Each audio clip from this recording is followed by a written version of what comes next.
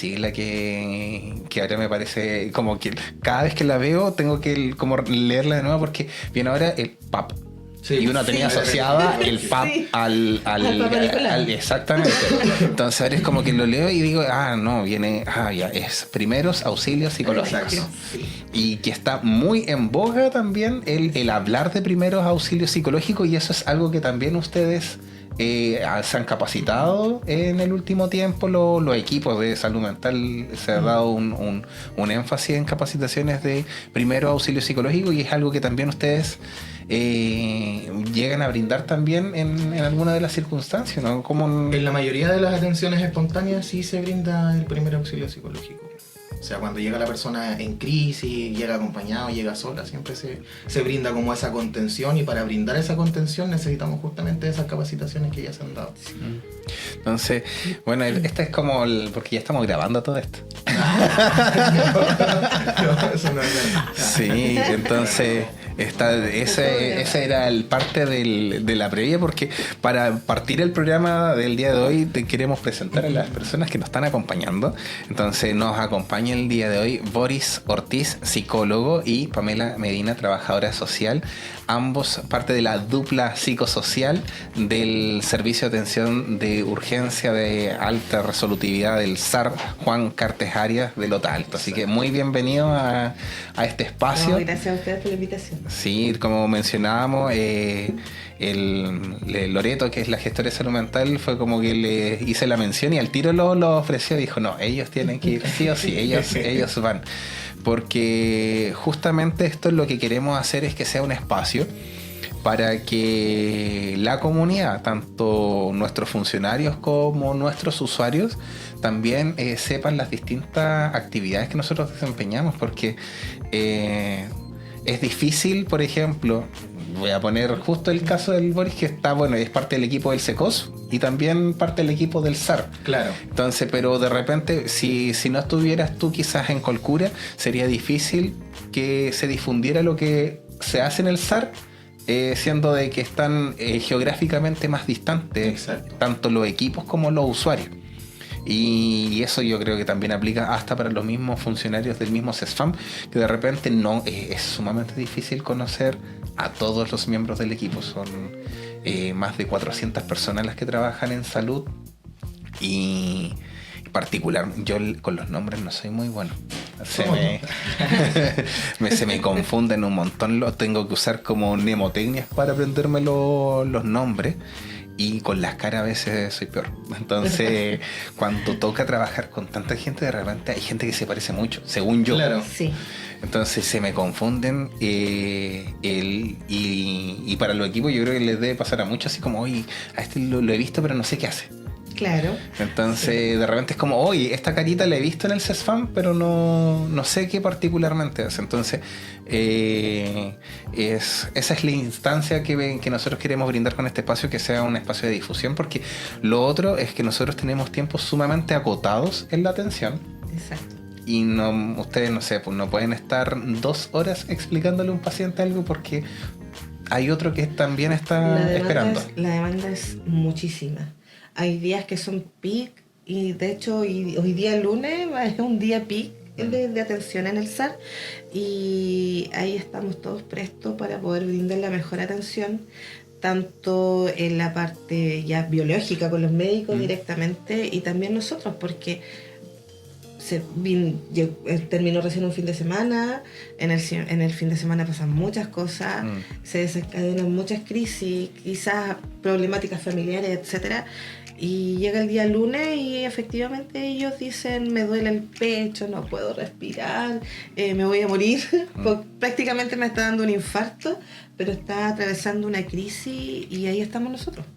Atentos, no solamente porque a nosotros nos digan, sino que nosotros estamos revisando constantemente los ingresos que están inscribiéndose para la atención, y ahí vamos evaluando a través de los diferentes síntomas si efectivamente califica para una crisis, y si no, el médico también nos deriva a nosotros esas situaciones.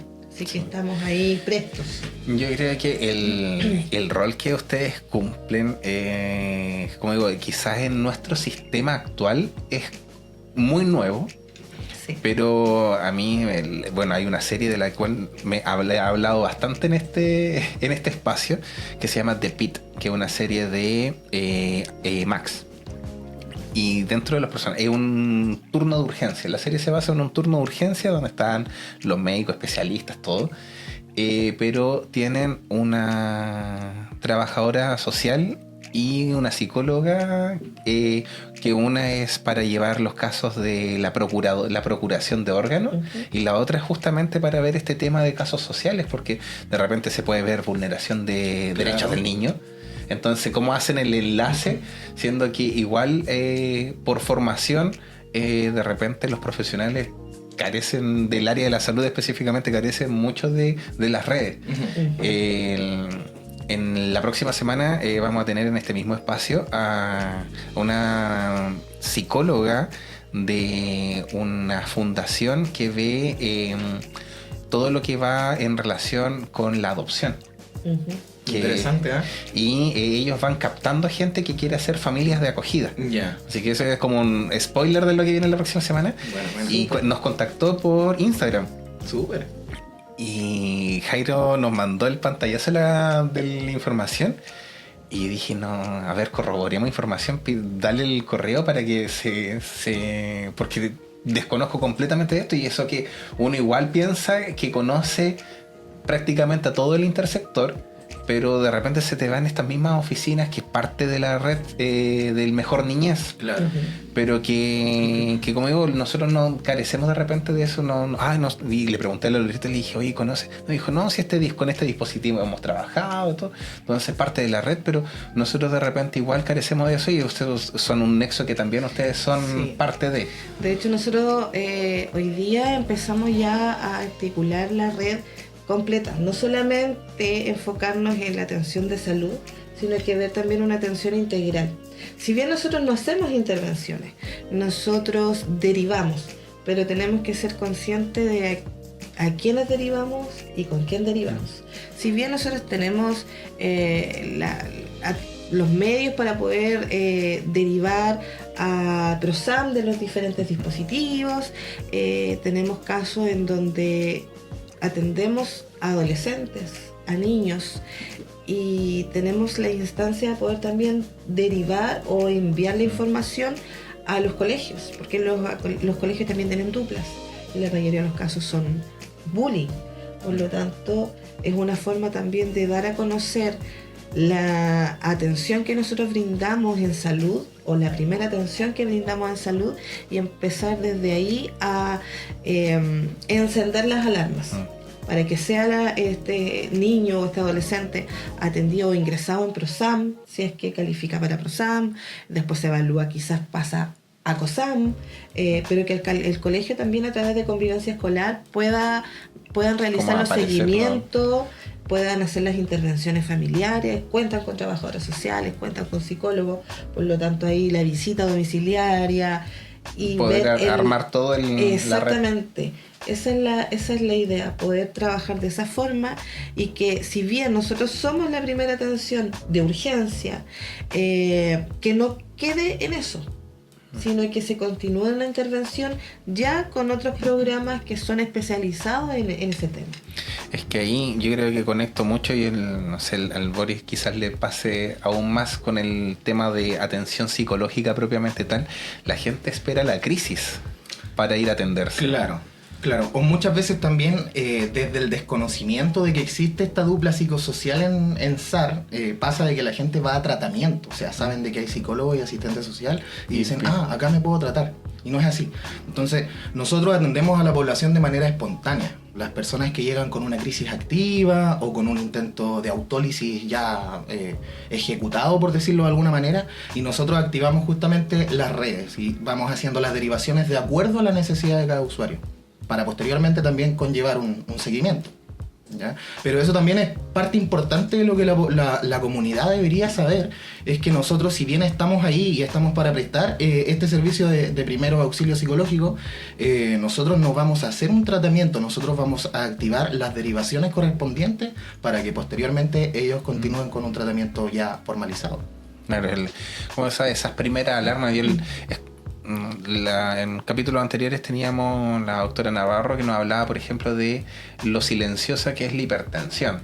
Que tú de repente, claro, llega, hoy sabes que ando con un pitido en los oídos, me siento un poco agitado, y le toman la presión, va a urgencia, le toman la presión y está en 210 con 160. Entonces, claro, se prende la alarma. Pero ¿qué pasa cuando es algo que visualmente y generalmente los problemas de salud mental no vemos?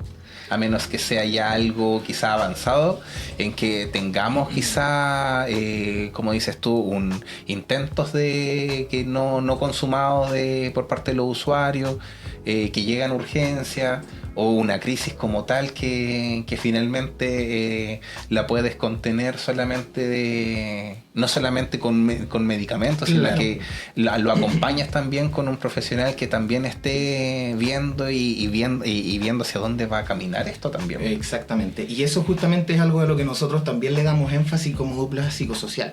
El hecho de que muchas veces llega alguna persona con un síntoma que viene siendo similar a algo más orgánico, pero que no se le da como la importancia correspondiente a la salud mental. O sea, claro, se llega, no sé, agitado, cansado, no, le ponen ansiedad y se le da una sublingual, justamente como decía Pame, y prácticamente queda ahí, po. O sea, es como te calmo en el momento, te vas para la casa más tranquilo, pero ya posteriormente si te da de nuevo, vuelves a acudir a buscar esa pastilla. No es la idea, o sea, esa es justamente la importancia de la dupla, el hecho de nosotros generar un filtro, y si bien no sea este contexto del filtro y el médico nos puede derivar también a algún paciente, nosotros educar a la población, a los pacientes que estamos atendiendo, de que el tratamiento viene posterior a nosotros, pero muchas veces ellos desconocen de que puede haber un tratamiento continuo respecto de ese síntoma que viene siendo a veces de base un trastorno ansioso, crisis de pánico, crisis de angustia, mucha ansiedad. Crisis adaptativas de repente. Claro, mucha fobia social que se ve también es algo que justamente con estos contextos que nos ha tocado vivir estos últimos años ha conllevado de que haya una dificultad en las habilidades sociales de las personas. Sí, entonces, sobre todo en una edad donde primaba mucho las relaciones sociales y se las cortaron. Con la pandemia, claro. Tenemos muchos adolescentes que en los años que quizás de mayor desarrollo de habilidades estuvieron en online. Así y eso obviamente te repercute, porque hay muchos que, no sé, pues, los primeros 2 años de universidad o los últimos 2 años de enseñanza media lo hicieron completamente online. Claro. Y es como hoy vengo recién en mi 3er año de universidad a conocer a mis compañeros. Exacto. Siendo que, entonces, ¿cómo vas enfrentando el mundo? Y además que es una generación que se nota mucho el cambio con las anteriores. Está como denominada ahora generación de cristal, pero que prioriza también mucho su propio desarrollo. Son una generación que igual va más en el desarrollo de ellos que de lo que se ve hacia afuera. Se priorizan, son más egoístas, por así decirlo. Sí, eso es lo que se utiliza como palabra. Sí, son mucho más egoístas, pero también a diferencia de una generación mayor que primaba el cumplir y después en el desarrollo te ibas dando cuenta si realmente te gustaban las cosas o no. Entonces, sí, eso también se puede extrapolar a los más chiquititos, porque al principio de la edad escolar la socialización es una parte fundamental, cosa que en los más chiquititos hoy día tampoco se ve.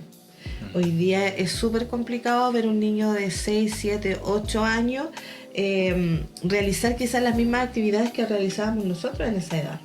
Y eso ha traído como consecuencia visualizar, que lo encuentro muy bien, todos los trastornos o todas las condiciones que hoy día surgieron como súper fuertes. A los niños TEA, los déficit atencional, etcétera, y que para nosotros como adultos igual se nos ha complicado porque nos fuimos formados para poder ser cuidadores. O sea, la atención que nosotros estamos brindando también es para ellos. Sabemos que existen personas que están sobrepasadas, que tienen en su responsabilidad el cuidado de un niño con algún tipo de condición, una persona con una discapacidad, etcétera. O un adulto mayor con alguna secuela de alguna patología. O que tenga demencia, Alzheimer, Parkinson, etcétera.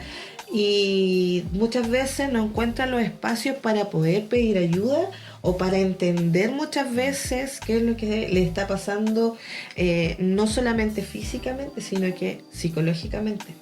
Y ahí nosotros la parte fundamental es la educación. Nosotros educamos en los síntomas, educamos también el dónde pedir ayuda, cómo pedir ayuda, y para que pueda tener una mejor calidad de vida. ¿Cómo sienten en ese sentido que ha sido la respuesta de la comunidad ante esto? Porque igual me imagino deben haber usuarios que como que se sorprenden, digan, no, porque estaban acostumbrados a que iban el medicamento y hasta la siguiente crisis. Claro. Bueno, suele suceder de que la población adulta mayor es un poquito más distante como con este tema de la salud mental. Suele pasar y es normal. Pero a medida que uno va educando y que, bueno, vamos buscando como la instancia y el momento perfecto para decirle, oiga, usted necesita ayuda, debería ser, inserto en la cultura ProSam para poder tener un tratamiento, trabajar esa ansiedad o trabajar, no sé, esa dificultad para conciliar el sueño. Muchas veces desde la explicación y la educación que nosotros les brindamos, haciéndoles saber el por qué le ocurre esto, sí acceden a la ayuda, ¿ya? Y en el resto de la población yo considero de que ha sido más bien positiva la respuesta que hemos tenido. O sea, si bien no es como tan constante porque nosotros atendemos de manera espontánea a la población, sí han dicho, oh, pero qué buena, o sea, no tenía idea que había un psicólogo, no tenía idea que había un asistente social, o sea, ¿en qué momento pasó esto que no lo supe? Porque antes pasaban directamente al médico. Entonces, ahí justamente nosotros aplicamos esas derivaciones cuando siempre el paciente tiene como la voluntad, porque Exacto. siempre va a ser voluntario, y se inicia el tratamiento. Nosotros lo conversábamos igual en capítulo anterior, nosotros no podemos estar obligando a nadie, Exacto. porque es un autocuidado también.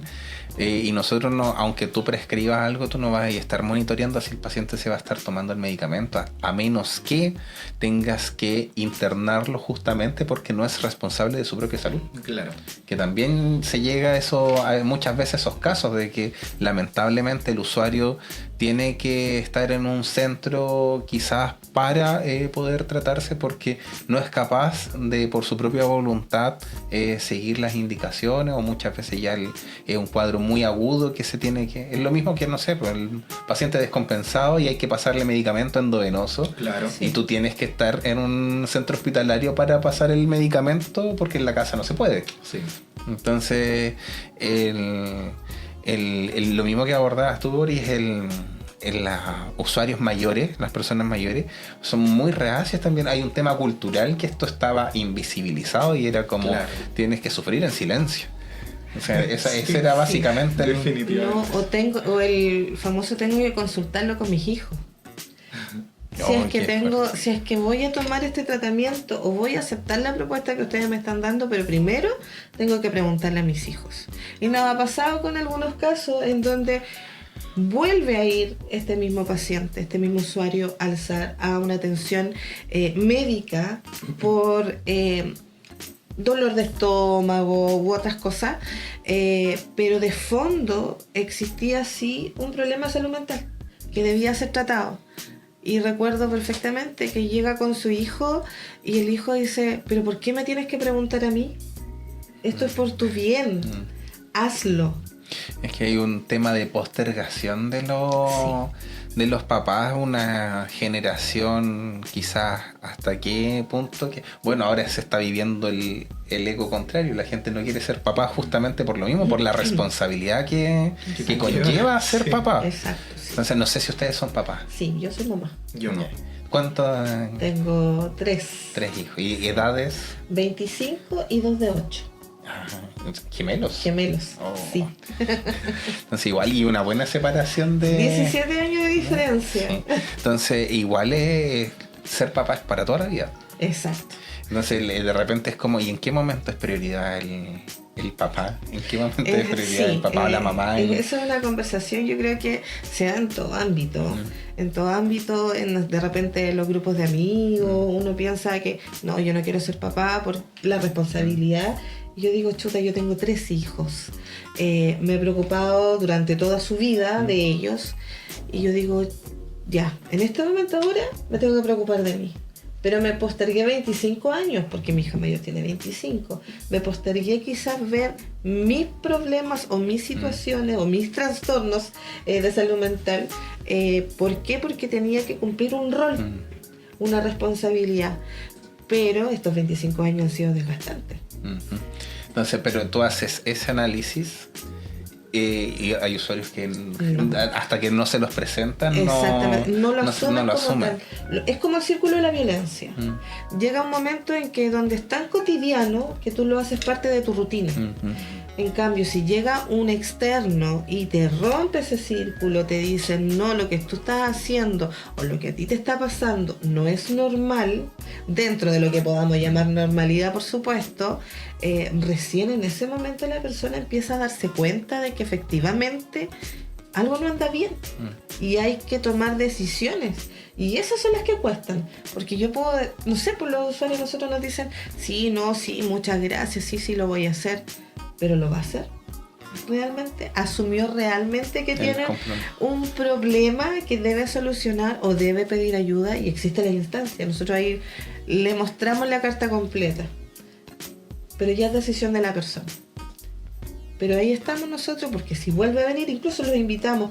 Si en algún momento usted no se siente bien, necesita conversar con alguien, necesita sacar fuera muchas veces las cosas que lo andan trayendo complicado, venga, nosotros estamos acá de 5 a 8, de lunes a viernes, independiente de que sea feriado, vamos a estar ahí. Y venga, los invitamos a que pueda acercarse a nosotros para también nosotros ir haciendo conciencia de la importancia que tiene su salud mental. Exactamente. Y bueno, y en ese mismo sentido yo creo que igual hablar de este como elefante dentro de la habitación, que es justamente hablar del suicidio y de los intentos que muchas veces llegan, y me hacía mucho eco con lo que decías tú, Pamela, así como vamos a estar acá porque de repente hay usuarios que justamente lo que necesitan es conversar con alguien. Claro. Por eso están estos números de asistencia también, que son 24/7, si alguien necesita algún auxilio de preguntar algo, de conversar con alguien. Pero ¿cómo ustedes también van abordando esto dentro? Porque igual es algo que no deja de ser una carga menor al atender a una persona que el ingreso es justamente por un intento de suicidio. O sea, yo creo que es un tema incómodo de hablar. Han tenido igual capacitaciones en el último tiempo en relación a este tema, pero me gustaría igual como, no sé, qué es lo que pueden ir contando también con respecto a esto. Bueno, si bien es una temática bien compleja, el que llegue un paciente con un intento suicida activo, es algo que se ve y se ve bastante en la población. Entonces, la mayoría de la población que pasa como por este proceso es justamente la población adolescente, que hay una falta de madurez ahí del lóbulo frontal que ayuda como al tomar el juicio, claro, más racional. Claro, entonces, bueno, no es algo normal, pero sí es algo general de ver. Y uno de los protocolos que tenemos a nivel SAR, a nivel atención, es que en el momento en el que es atendido por el médico, si el médico pesquisa de que hay un intento suicida activo y de que también hay una inestabilidad emocional en ese momento, se procede a la hospitalización del usuario. Entonces, eso igual tiene bastante relevancia por lo que tú dices, que muchas veces, no sé, se brinda la atención, la contención, el paciente se calma y ya después nuevamente a la casa y volver como y los problemas están allá. Claro, o sea, en el momento en el que tú estás solo es cuando tú estás contigo mismo y ahí es donde se da vuelta y vuelta uno con los pensamientos negativos y afectan de manera, ya traspasa como a lo físico, lo psicológico a lo físico. Entonces, en esa instancia es importante saber de que parte de la población sí sufre esta intención suicida y que, bueno, nosotros si bien brindamos la contención, también vamos a activar las redes correspondientes a cada caso particular relacionado justamente a si es necesario que la persona sea hospitalizada.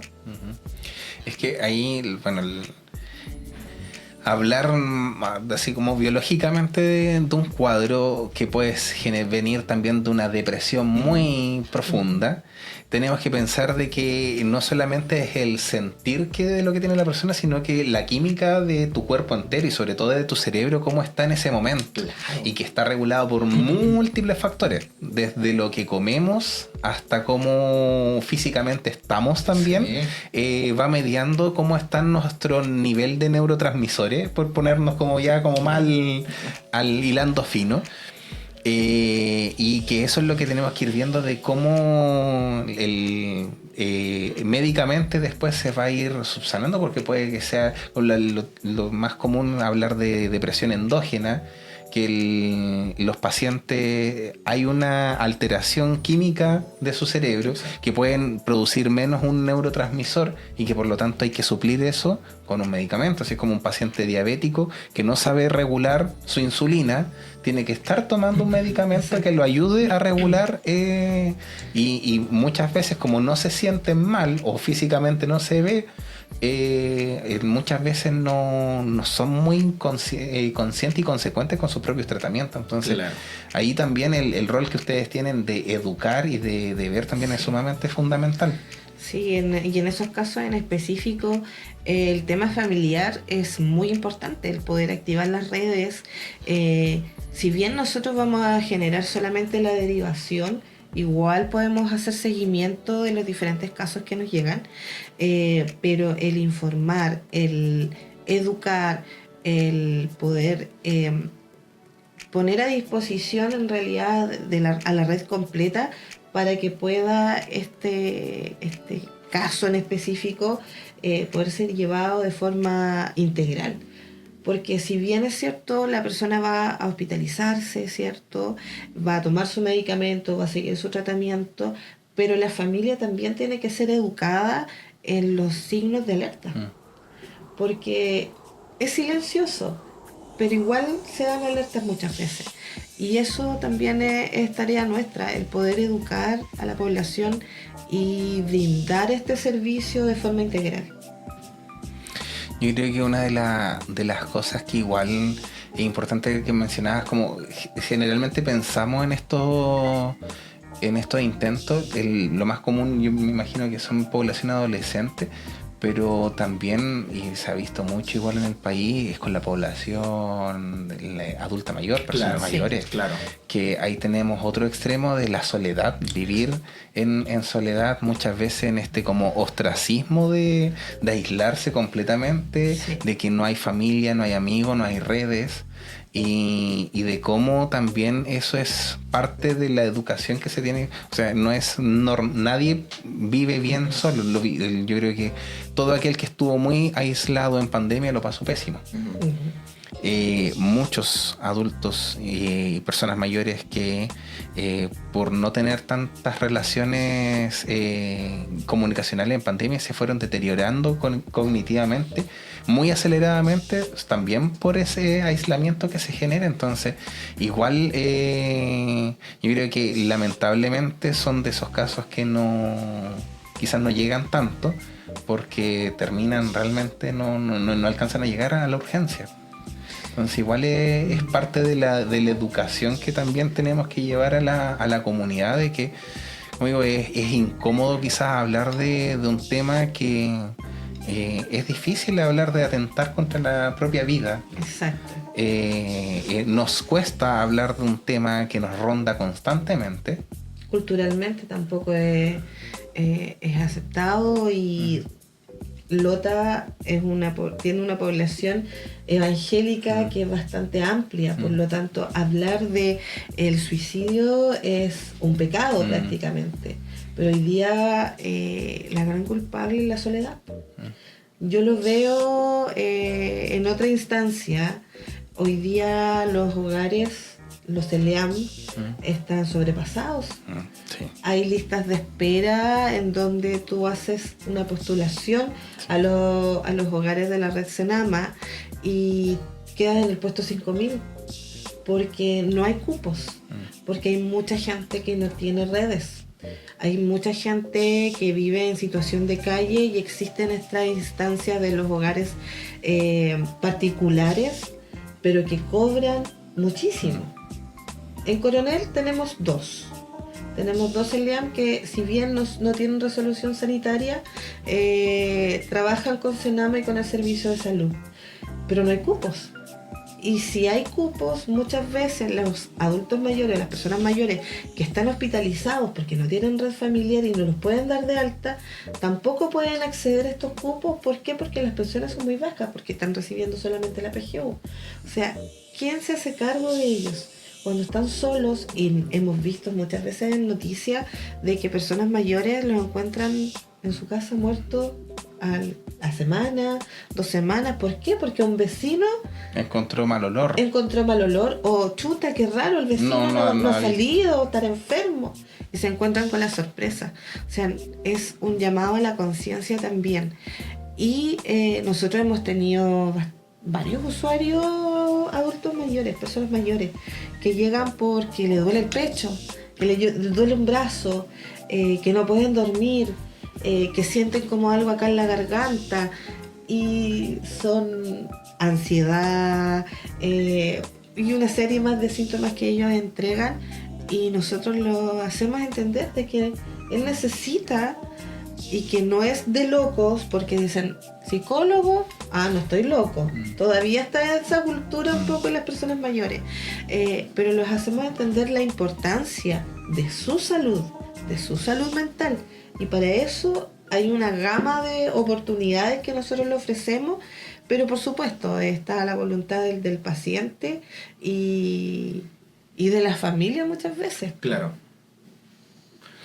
No, y mire, justamente una de las cosas que lamentablemente no aparece mucho en los medios es el poder prever este tipo de hechos, porque, como digo, aparece solamente en las noticias cuando ya está consumado. Yo creo que esperemos que vayan saliendo proyectos, porque justamente el conseguir cama en un ELEAM es sumamente difícil. Es imposible. Sí, de partida ya nosotros acá en Lota no tenemos ninguna instancia, entonces, y tenemos una población que va a ir envejeciendo. Nosotros proyectamos al 2030 van a ser muchos más adultos mayores que niños. Exacto. Entonces, es de las cosas que tenemos que ir previendo, de las cosas que tenemos que ir conversando, educando, y dentro de esa materia es este tipo de instancias, como digo, son nuestro ¿cómo se llama? Nuestra punta de lanza, nuestro foco de poder ir educando a la población en estas temáticas. Porque, como digo, no es difícil llegar a todos los usuarios con una feria saludable donde hablamos de esto. Generalmente hablar de esto es, como digo, es un tema incómodo. Nadie te va a ir a hoy, voy a ir a sacar un folleto de esto. No, la gente se reserva más. Nosotros lo podemos tener en redes sociales, pero hay una población que va a estar ya ajena a este tipo. Y es tabú. El tema de cómo te vas a matar, no, eso es imposible, eso no va a ocurrir. Pero hoy día es una realidad que nos está golpeando la puerta constantemente. ¿Cómo nosotros podemos educar dentro del SAR estas instancias? Entregamos los folletos, vamos a la sala de espera, entregamos folletos, hablamos con las personas. Hay personas que sí se interesan y otras que no reciben solamente el documento. Pero dejando sí como la inquietud. O sea, si usted necesita, estamos nosotros. Es como brindarle todos los espacios para que se puedan sentir en confianza, porque como es un tema tabú para sobre todo las personas que tienen más de 50 años en adelante, es complicado hablar que me siento mal, porque soy el proveedor, yo soy el jefe de familia, no puedo ser visto débil, ante mis hijos, porque si no ellos van a ser débiles. Existen como muchas caricaturas respecto al rol del jefe de hogar o de la mamá o del papá, que no, como es inquebrantable. Pero a nosotros nos pasan cosas. Una de las cosas que sobre todo este gobierno le ha dado mucho auge es a la salud mental, porque se vio muy perjudicada para todo tipo de personas en el post-pandemia. Yo creo que más que todo se vio evidenciado la importancia de la salud mental, porque hasta el que se decía y se ufanaba de que tenía una excelente salud, se vio muy perjudicado en este sistema de no poder ver a sus seres queridos, de no poder salir, de no poder hacer muchas cosas.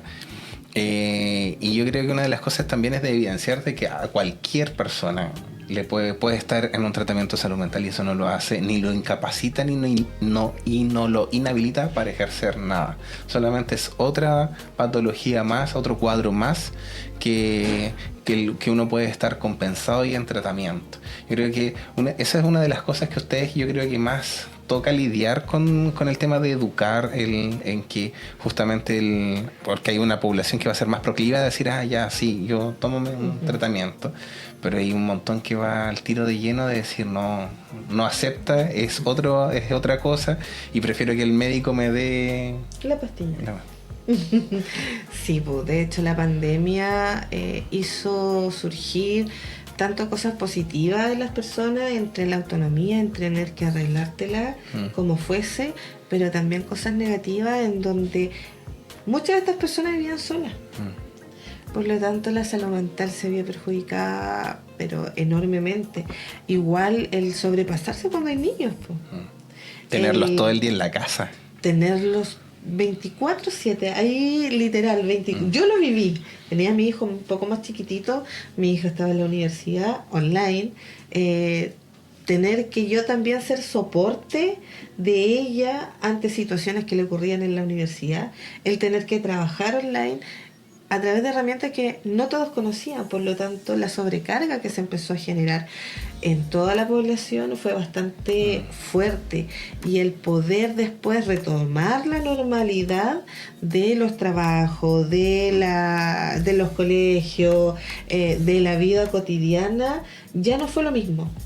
Por lo tanto, ya empezamos a tener pacientes o personas con trastornos de ansiedad. Cuando antes se escuchaba, no, que yo tengo un trastorno de ansiedad? ¿Qué es lo que más escuchábamos antes? Está con depresión la persona. Pero, ¿cuáles son las herramientas que esta persona tiene para combatir esas crisis que muchas veces pasaban por debajo del puente? Aceptar cosas con las cuales vivíamos, pero no queríamos admitir. Claro.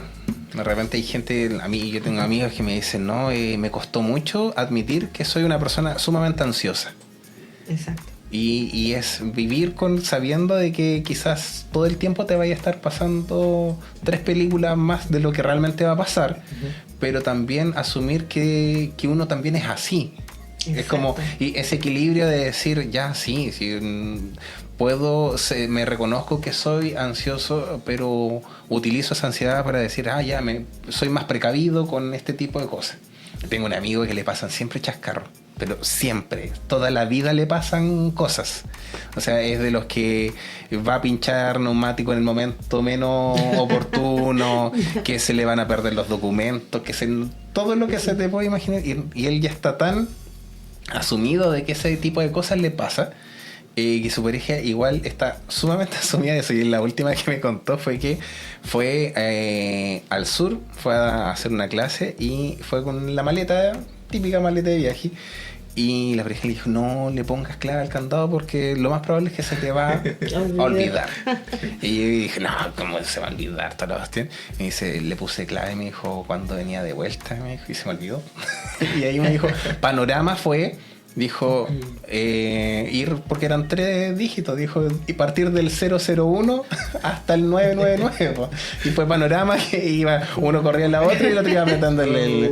Entonces llegaba y decía, eso es asumir también que hay cosas que per se, por tu forma de ser, porque eres más distraído, todo te van a pasar. Entonces, yo creo que igual hay cosas que tenemos que aprender a convivir, que son parte de nuestra vida, pero también aprender a cómo trabajar esas cosas. Yo creo que eso es lo que quizás uno busca en la terapia, de decir, oye, me pasan estas cosas, ¿cómo aprendo? Me dan herramientas, por ejemplo, no sé, ejercicios de respiración, que uno dice, pero qué básico, Ayuda muchísimo. ayudan un montón. Muchísimo. Hay uno que lo vi en TikTok, sí, no sé si, que era de un tipo que hacía como entrenamiento físico Ya.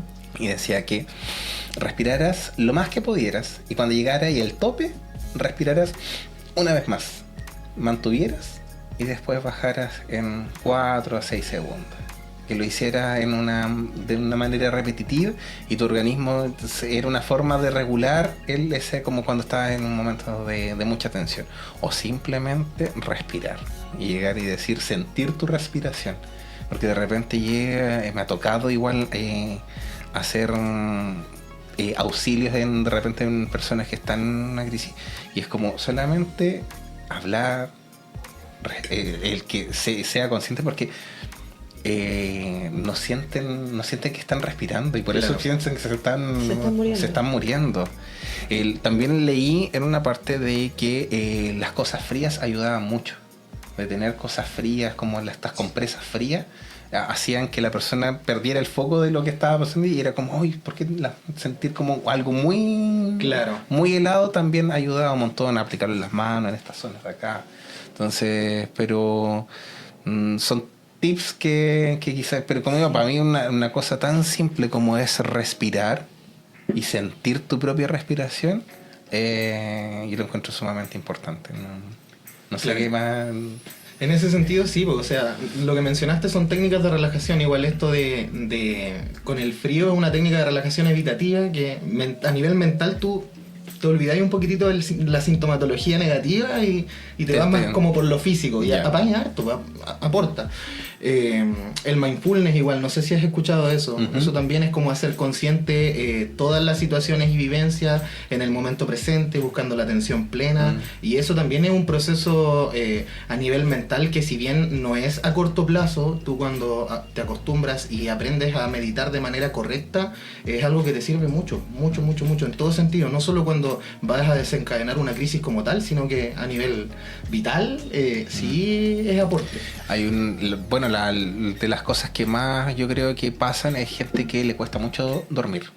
Sí. Sí. Y dormir, yo como digo, si yo no durmiera 8 horas diarias no sería la dulce persona que soy. Todos, yo Sí. creo. Todos. Entonces, ¿qué pasa? Que de repente me dicen, no, es que dormí 2 horas. No, yo con 2 horas no soy persona. Sí, no dormí. No, y qué pasa que de repente cuando uno anda así, anda más ansioso, o la típica un fin de semana que no tengo nada que hacer. Yo no soy papá, entonces Claro. yo mi perro es mi mayor atención y es de estas razas que pueden, bueno, todos los perros duermen un montón si es que los que no tienen tanta energía. Es un bulldog francés, entonces se puede estar durmiendo 18 horas seguidas, así que Algo poco. entonces de repente llega y es como, hoy que quiero descansar pero no tengo sueño. Y en YouTube hay videos de relajación y ponía el video y yo creo que no alcanzaba a estar 10 minutos y ya estaba durmiendo. Claro. Y eso era dormir 1 o 2 horas y que ya te sientes repuesto para seguir haciendo tu vida normal. Hoy día nosotros nos hemos encontrado con varios pacientes que tienen problemas de trastorno de sueño. ¿Y qué hacen? El vecino le dijo, el amigo le dijo, la señora del negocio le dijo que tenía que comprar una pastilla que era súper buena. De hecho, nosotros le decíamos ya la Sopi. No, sí. Y que fue a la feria y la compró y no le hizo nada. Y nosotros le decimos, no haga eso, no hay que automedicarse. Es importante que lo vea un médico antes de poder tomar un medicamento. Y cuando tienes trastorno de sueño vienen otras cosas asociadas. O toman relajantes musculares. Exacto.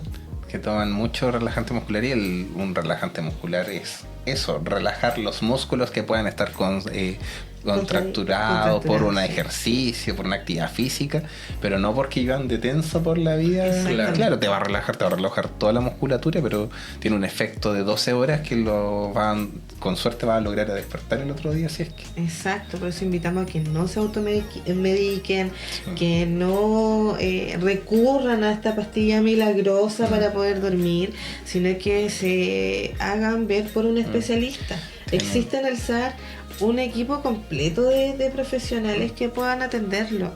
Si bien está Boris, que es psicólogo, yo que soy asistente social, están los médicos, todos los turnos hay 2 médicos que son súper buenos, están las enfermeras, las TENS, hay kine, tenemos tecnóloga, Es un equipo grande. es un equipo gigante, Sí. con instalaciones de lujo, Sí. y de verdad lo digo, no porque nosotros estamos en el SAR vamos a tirarnos flores solo, pero es un equipo gigante, completísimo, y con todos los servicios para entregarle a la Sí, comunidad. un equipamiento de primera. La infraestructura es muy bonita, además. Claro. Sí. Es muy bonita y también es un llamado a cuidarla también, porque Sí. justamente creo que lo comentaba en un capítulo anterior, que vino el año pasado una visita de una universidad, una encargada de convenios de Santiago, y vio el SAR. Y ella dijo, si alguien vive acá cerca no puede ser pobre solamente porque tiene tamaño de infraestructura de salud, porque en Santiago esto mismo está para 60.000 personas y acá en Lota somos 40.000. Exacto. Tenemos Entonces, y con una demanda mucho mayor de Claro. usuarios. tenemos que cuidar nuestro espacio, cuidar a nuestros profesionales también, porque hay de todo tipo de pacientes igual, y hay que cuidar lo que tenemos porque es bonito visualmente, es cómodo.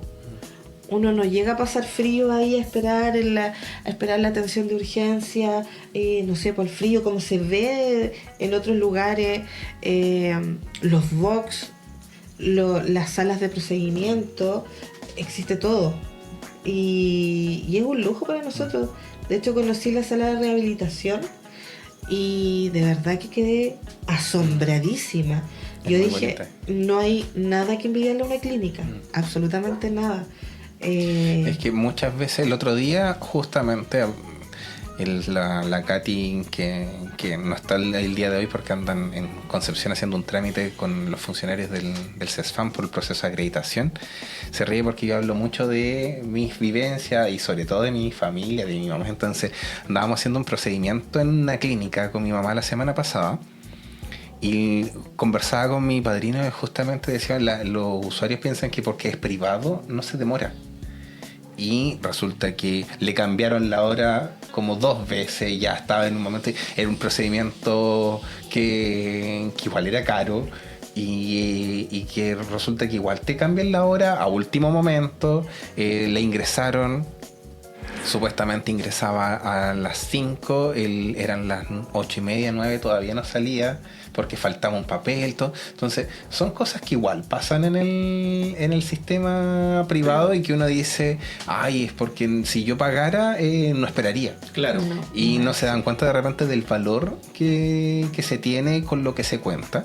En eso valoro mucho la experiencia de Colcura, porque en Colcura hay, sobre todo los usuarios de Chivilingo, hay hartos usuarios que jubilaron y se vinieron a vivir a Chivilingo y que son de Santiago originalmente o de Concepción y se vinieron. Y a ellos les encanta el Secos porque no van a encontrar un lugar en que vayan y encuentren hora prácticamente en el mismo día o en la semana, siendo que en Santiago eso no pasa, lamentablemente por demanda, por estar tan concentrada la población. Estos mismos espacios son para el doble o el triple de personas. Y es sumamente valioso con lo que contamos y justamente hay que aprovecharlo, hay que cuidarlo, hay que saber usarlo también. Exactamente.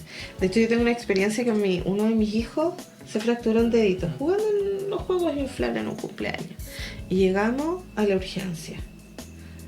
Yo prácticamente no iba a urgencia, no soy como muy... No se me enferman los niños en realidad, gracias a Dios. Y llegamos a urgencia y me pasaron a radio. Yo dije, ¿tienen rayos? Quedé como... Y me pasaron a la sala de rayos y conocí a la Paulina, la tecnóloga, y vi la sala de rayos y dije, wow. Me sacaron la radiografía, todo bien, y después tuve que ir a una clínica porque tenía un seguro de salud y me cubría el tema. Y me pasaron a la sala de rayos nuevamente y yo dije, no se compara con lo que era hay más bonita en Lota. Y de verdad, es como decir, sacar pecho en realidad, por sentirme orgullosa de que en mi comuna tengo unas instalaciones en donde puedo hacerme exámenes, me pueden hacer las terapias, en urgencia también hay kine, que nosotros decimos esta es la fecha peak del de trabajo los kines, de los sí, kines, totalmente. Ahí están los chiquillos, demandadísimos. sí, con todo, yo creo que todo el día, toda la tarde y noche están No ahí falla. con los pacientes, etcétera, o sea, tenemos de todo. Sí, yo creo, bueno, en los últimos capítulos igual hemos tenido invitados del hospital. Y el hospital igual es un complemento súper grande para nosotros, porque nosotros tenemos un hospital grande acá en Lota con múltiples prestaciones, y a los usuarios de Lota les gusta resolver todo en Lota. Sí. Ha estado medio polemizado justamente ese tema, porque no porque se le demos nosotros de repente, porque no tenemos la prestación, por ejemplo, en las mamografías.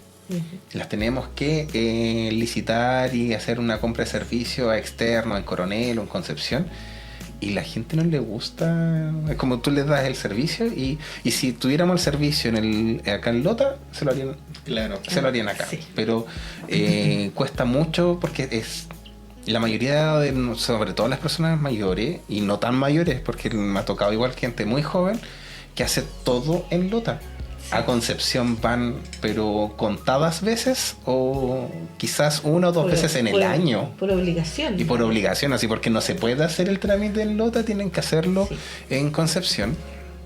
Entonces igual es, como digo, hay un sentido de pertenencia muy grande acá, y la posibilidad de tener profesionales de distintas áreas en un servicio de urgencia igual es algo que yo creo que la idea es que se comience a valorar aún más.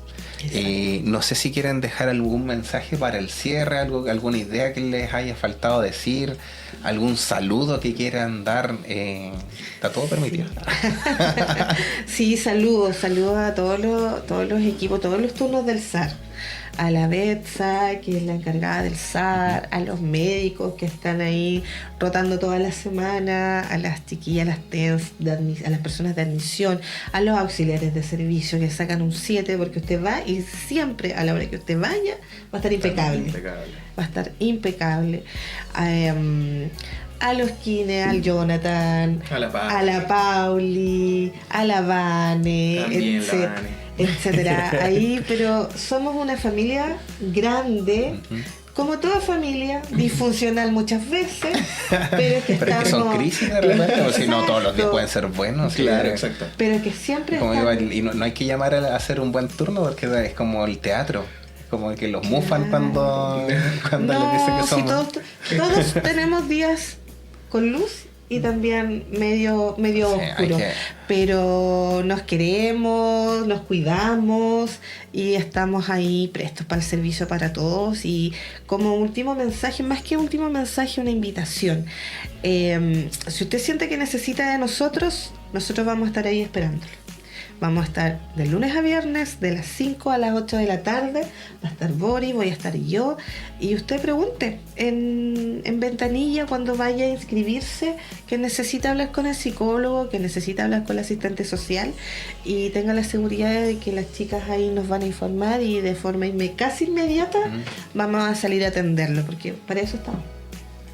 Así es, justamente darle la relevancia que corresponde a la salud mental. No espere a que desencadene una crisis como tal para poder acudir a pedir ayuda, para activar las redes, para buscar un tratamiento.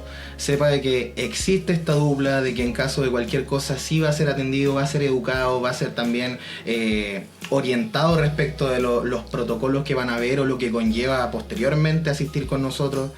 Y bueno, dejamos a la población invitada, que es lo más importante de justamente el llevar este podcast, el conversar, el también darnos a conocer como dupla, cuál es nuestra finalidad y qué finalidad tenemos también y cumplimos con la población, que es lo más relevante, y que sepan de que a nivel mental también tenemos la ayuda que deberíamos haber tenido desde siempre en este equipo multidisciplinario del SAR, y bueno, en estas instalaciones que son tan positivas también para nosotros poder hacer una buena labor igual, pues.